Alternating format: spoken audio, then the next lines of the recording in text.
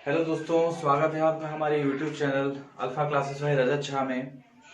तो आज का जो टॉपिक है वो हम करने जा रहे हैं pair of linear equation in two variables. इससे पहले हमने पॉलिनोमियल्स को पढ़ा था, ठीक है। अगर आपको पॉलिनोमियल्स से कोई दिक्कत हो तो वो उसके प्लेलिस्ट में जाके उससे रिलेटेड वीडियोस और उससे रिलेटेड क्वेश्चंस को आप लोग कर सकते हैं। तो ठीक है, आइए। अगर आपने हमारे चैनल को सब्सक्राइब नहीं किया है तो इसे सब्सक्राइब जरूर करें, और अगर आपको इसे यदि पसंद आए तो इस पे लाइक और कमेंट जरूर करें कि आपको ये वीडियो कैसा लगा। तो ठीक है, आइए हम अपने टॉपिक को आगे बढ़ाते हैं।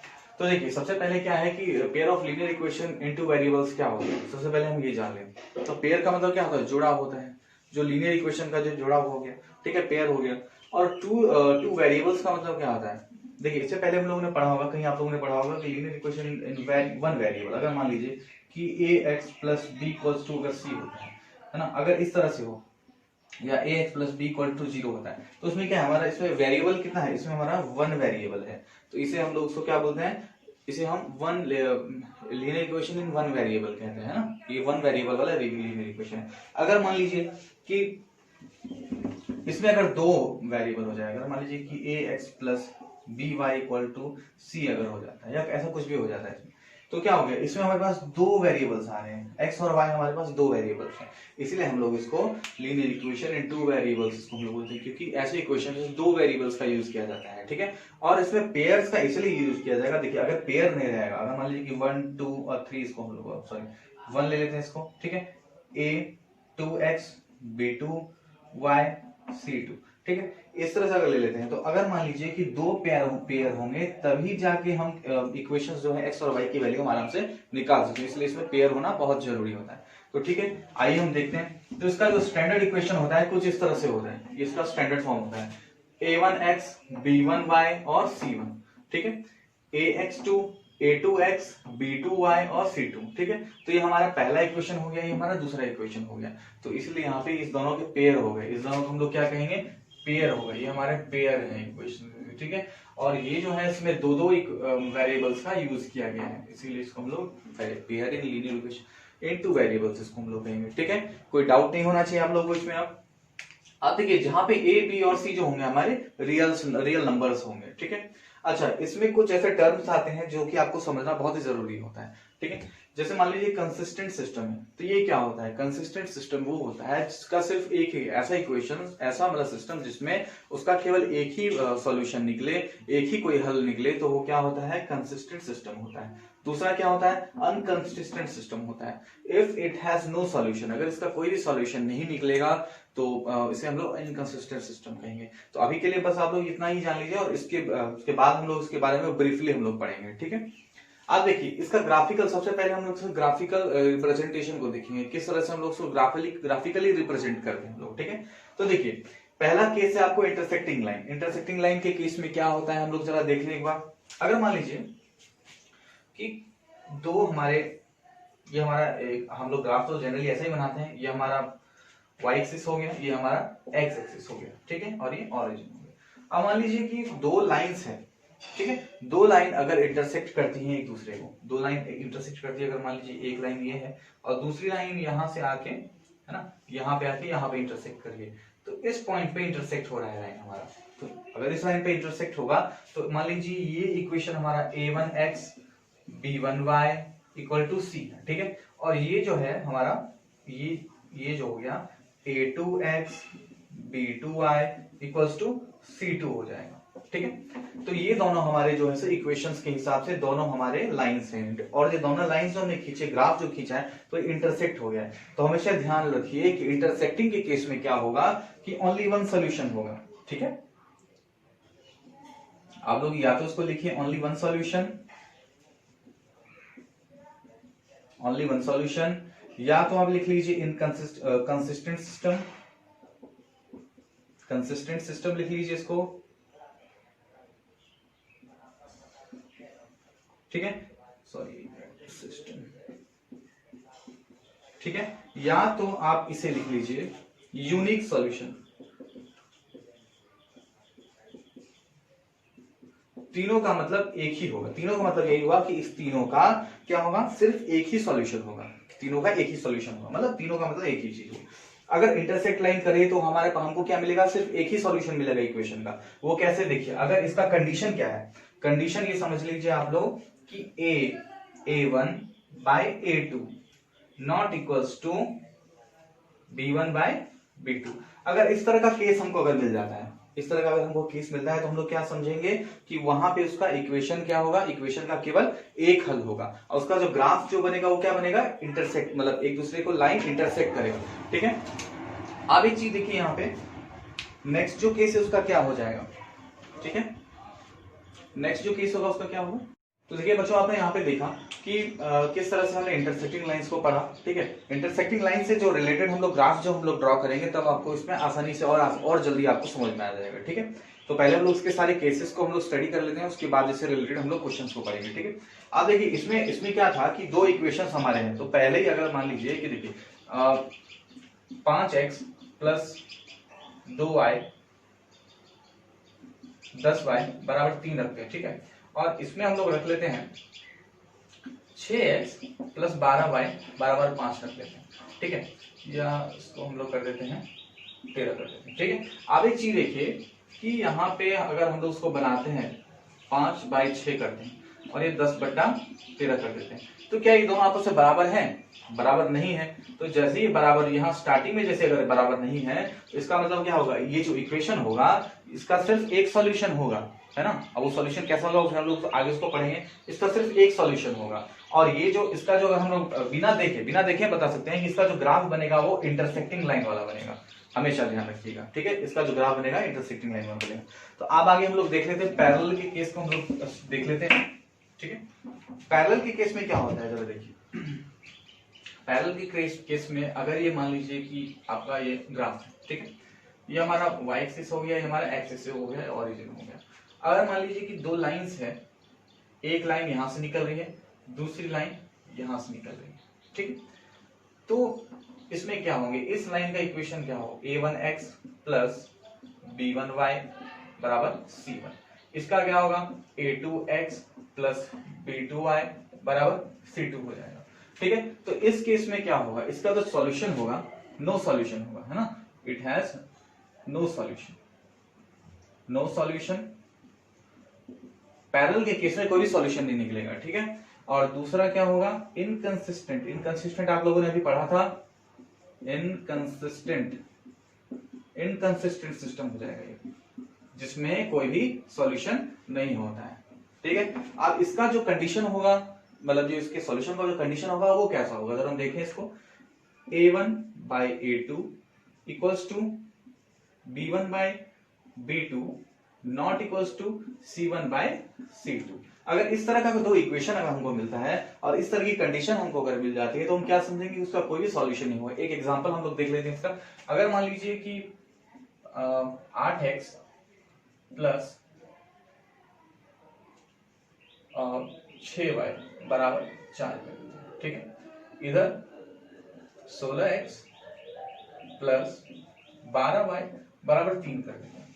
ठीक है, तो अब इसको हम कंपेयर करके देखते हैं। अगर ये a1 है, b1 है और c1 है, a2 है, b2 है और ये c2 है। ठीक है, तो हम लोग क्या करेंगे, a1 बाय a2 करते हैं तो 8/16, ठीक है, बराबर 6/12 और 4/3 को भी देखते हैं करके। पहले हम लोग बराबर नहीं करेंगे, पहले हम लोग देख लेते हैं करके।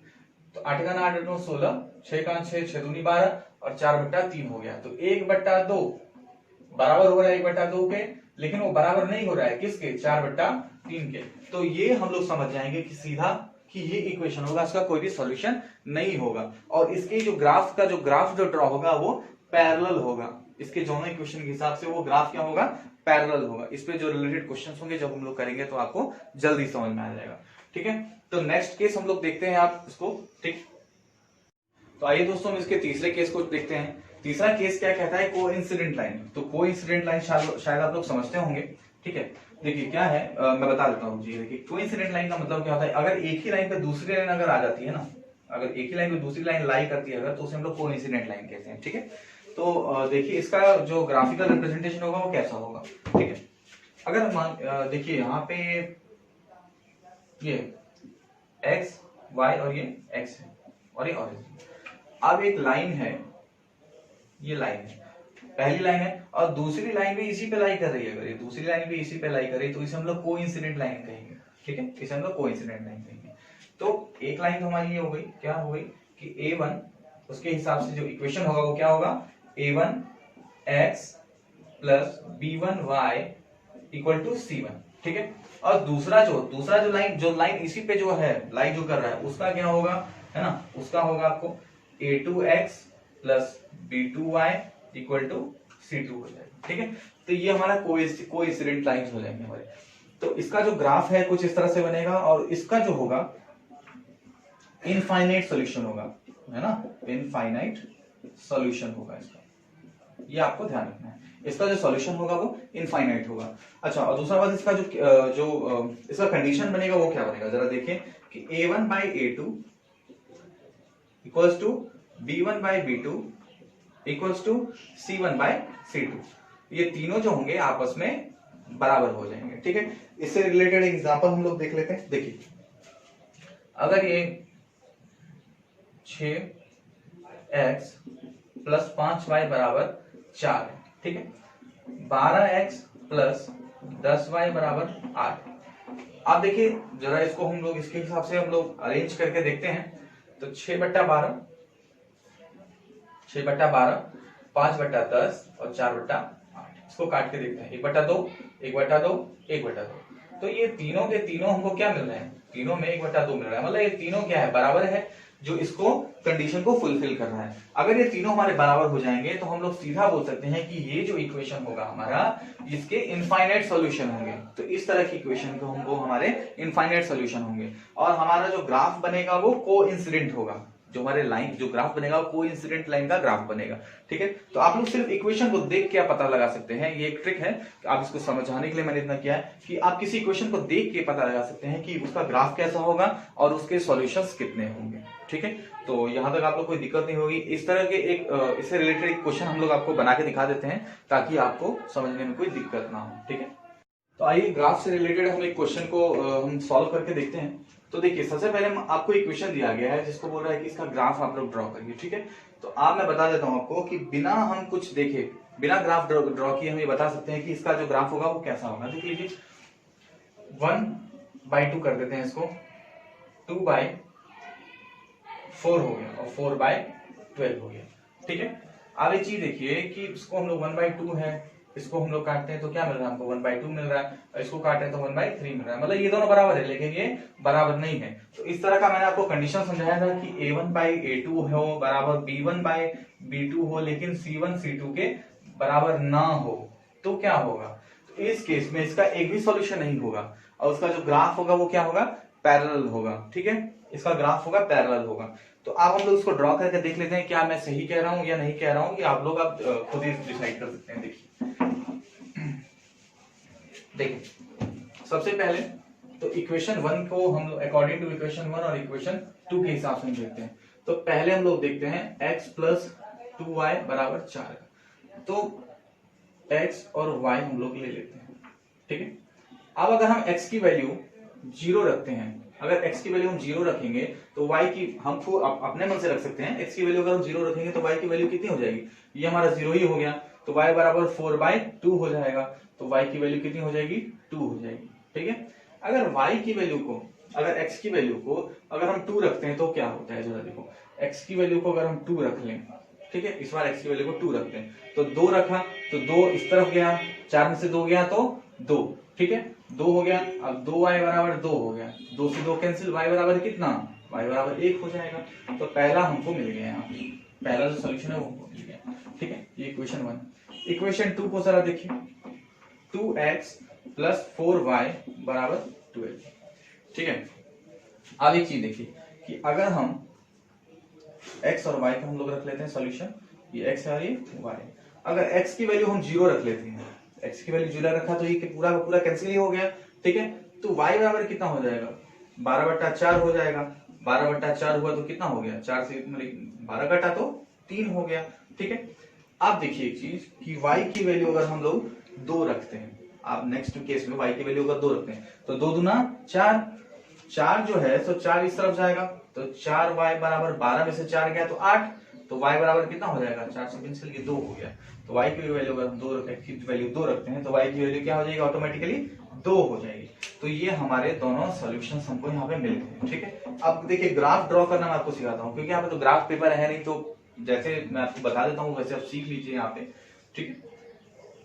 अब देखिए यहाँ पे हमारे दोनों सबके सब वैल्यूज हमारी पॉजिटिव है, तो नेगेटिव की तरफ जाने का कोई मतलब ही नहीं। ये हमारा आपको जो है इस तरफ नेगेटिव हो गया, ठीक है, और ये इधर आपका नेगेटिव हो गया, ठीक ठीक है। अब देखिए ये y हो गया, ये x हो गया, ठीक है, और ये y। अब जब x की वैल्यू, एक मिनट रुकिए, यहाँ पे 1 2 3 और ये 4, ठीक है, यहाँ पे 1 ये 2 ये 3 और ये 4, ठीक है। आप देखिए जब x की वैल्यू 0 है, जब x की वैल्यू 0 है तो y की वैल्यू कितनी होनी चाहिए, 2 होनी चाहिए। तो हमने एक कोऑर्डिनेट यहाँ पे बना दिया। जब x की y सॉरी जब x की वैल्यू 2 है, जब x की वैल्यू 0 थी तो y की वैल्यू 2 थी। अब x की वैल्यू जब 2 है, x की वैल्यू 2 है तो y की वैल्यू कहाँ 1 होगी, तो x की वैल्यू यहाँ पे 2 ले ली, y की वैल्यू यहाँ पे 1 हो गई, तो 1 हमारा यहाँ पे होगी, ठीक है। अब देखिए दूसरे इक्वेशन की तरफ बढ़ते हैं। अगर x की वैल्यू 0 है तो y की वैल्यू 3 होगी, x की वैल्यू 0 तो y की वैल्यू 3, यहाँ पे 1 आ जाएगा। अगर x की वैल्यू 2 है, x की वैल्यू 2 है तो y की वैल्यू क्या होगी, 2 होगी। तो x की वैल्यू यहाँ पे 2, y की वैल्यू यहाँ पे 2, तो यहाँ पे इसके सामने आ जाएगा, ठीक है, सामने आ गया। तो अब इसको हम लोग यहाँ से इसको ड्रॉ कर देते हैं, ठीक है, और दूसरे को यहाँ से इसको ड्रॉ कर देते हैं। तो यहाँ पे आप लोग देख रहे हैं कि इसका ग्राफ जो बना है पैरेलल बना है। तो मैंने आपको समझाया था थोड़ी देर पहले कि जो मैंने बिना देखे मैंने आपको बता दिया था कि इसका जो ग्राफ बनेगा वो पैरेलल बनेगा। और आप लोग भी बिना क्वेश्चन को मतलब बिना ग्राफ ड्रॉ किए आप बता सकते हैं, जो मैंने आपको ट्रिक बताया है तो उससे आप ये बता सकते हैं कि ग्राफ जो होगा इसका कैसा होगा। तो शायद आपको ये समझने में कोई दिक्कत ना ही हो। तो हम इससे रिलेटेड कुछ और क्वेश्चंस को हम लोग देख लेते हैं, ठीक है।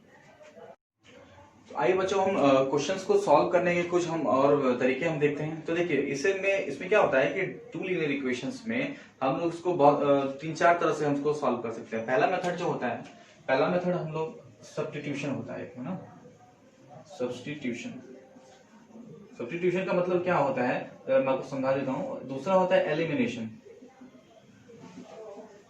एलिमिनेशन होता है, और एक होता है आपको रेड्यूसेबल।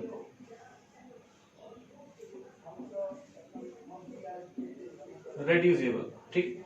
अच्छा अब एक चीज देखिए कि सब्स्टिट्यूशन मेथड क्या होता है कि अगर कोई भी इक्वेशन है, हम कोई भी इक्वेशन ले लेते हैं जिससे 3x + 2y = 11 ले लेते हैं, और मान लीजिए कि 2x + 3y = 4 ले लेते हैं, ठीक है।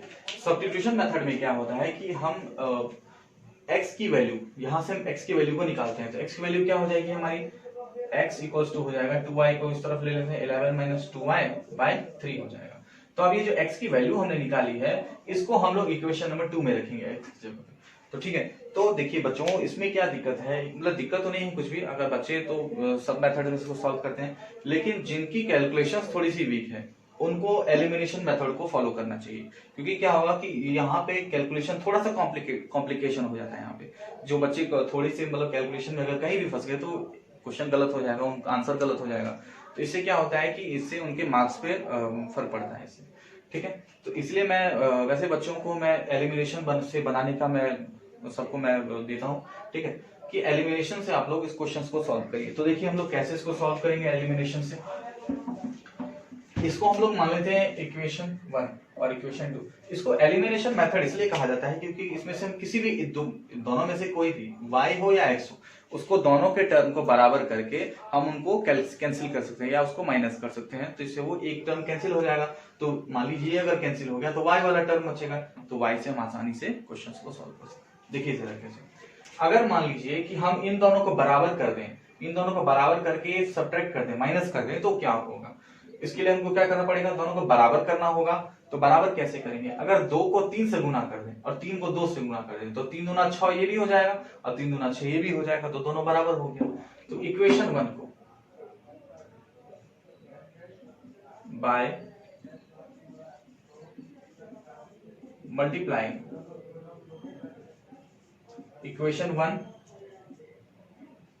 1 को अगर 2 से गुना कर दें एंड इक्वेशन 2 को अगर हम 3 से गुना कर दे तो क्या मिलता है, जरा देखिए। 2 को जो करेंगे तो तीनों सबसे करेंगे इसको, 3 को करेंगे तो भी सबसे करेंगे।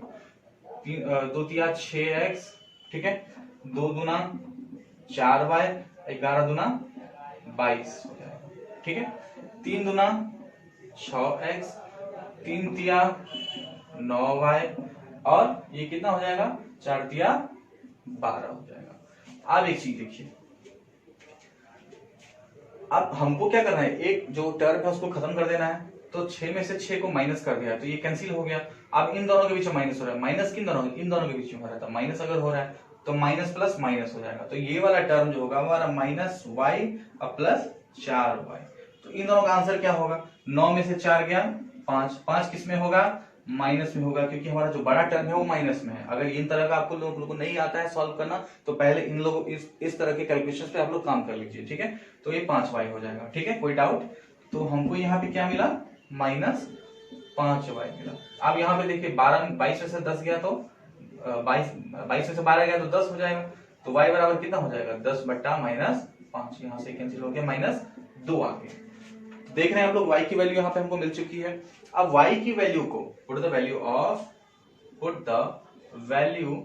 ऑफ y इन 1 या 2 किसी में भी हम लोग रख सकते हैं, तो हमको वही आंसर आएगा, ठीक है। इक्वेशन 1 में रखते हैं इसको। तो 3x प्लस 2y बराबर 11 है हमारा जो इक्वेशन है, ठीक है। तो y की वैल्यू कितनी आई है, माइनस 2 आई है। तो 3x प्लस 2 गुने माइनस 2 बराबर 11 है। तो 2 दूना 4, 3x माइनस 4 बराबर 11। आप देखिए दोस्तों कि मतलब 4 को हम लोग इस तरफ बराबर के इस तरफ ले जाएंगे, 3x बराबर क्या हो जाएगा, 11 प्लस 4, 11 4 15। तो 3x बराबर 15, ठीक है। तो x बराबर कितना, 3 से 15 कैंसिल, x बराबर 5 आ गया। तो देखो दोस्तों कि हमने क्या किया कि आसानी से हमने x और y की वैल्यू यहाँ से फाइंड कर ली, ठीक। तो इस तरह के क्वेश्चंस आपके आते हैं एग्जाम्स में, तो इसको आप लोग जरूर इसको सॉल्व करना सीखिए। और इससे रिलेटेड अगर कोई भी प्रॉब्लम हो तो हमारा एक ग्रुप है, व्हाट्सएप ग्रुप है, ये मेरा नंबर है, ठीक है। आप इस पे मुझे मैसेज कर सकते हैं, तो आपका जो नंबर है वो इस पे ऐड हो जाएगा। और इसे आप ज्यादा से ज्यादा सब्सक्राइब करें, लाइक करें, और उससे अगर आपको वीडियो पसंद आई तो उसे शेयर जरूर करें, ताकि जो भी वीडियो के अपडेट्स हैं वो आप तक आसानी से पहुंच जाएं। और बच्चों जल्द ही आप लोगों के लिए फिजिक्स का भी वीडियो हम लोग अपलोड करने वाले हैं। वो कुछ दूसरी समस्याओं की वजह से हम वीडियो रेगुलर आप तक नहीं पहुंचा पा रहे हैं, क्योंकि थोड़ा कुछ यहाँ पे इस एरिया में बाढ़ का कुछ प्रॉब्लम आ गया है, ठीक है। तो हम कोशिश जरूर करेंगे कि आप तक रेगुलर वीडियोस आप तक पहुंच पाए। ओके दोस्तों, तो thank you and have a good day.